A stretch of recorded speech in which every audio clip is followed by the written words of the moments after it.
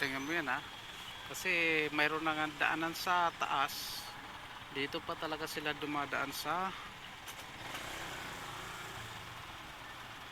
dito pa sila dumadaan sa baba, di ba?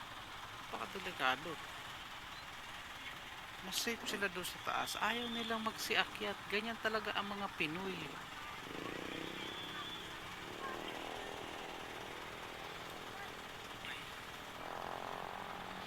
Ganyan ang Pinoy, guys. Yan o yan. Safe sila dyan. Pero yung iba talaga dumadaan dito sa baba.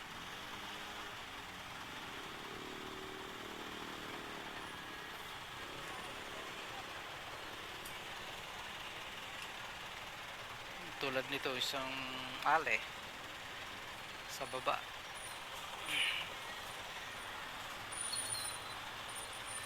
Samantala mas safe siya doon sa taas. Nakalaki yun, napakalaki. Bawal tumawid, anti-jaywalking ordinance. Napakalaki niyan. Una parusa 500. Pangalawang paglabag 1,000. Pangatlong paglabag, susunod sa paglabag ay 1,500 na. Ayan. Diba? Bawal tumawid. Talagang tumawid pa.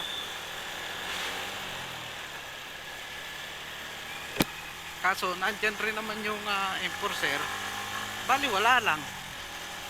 Hinayaan niya lang din na tumawid, na dapat sinaway niya na dun siya dumaan sa ibabaw, sa taas. Diba? Kasi kung wala rin sasaway dyan sa mga common sense mayroong overpass, pero dun sila dumadaan. Mayroon nang nakalagay na napakalaki, ang unang paglabag ay 500, pero wala.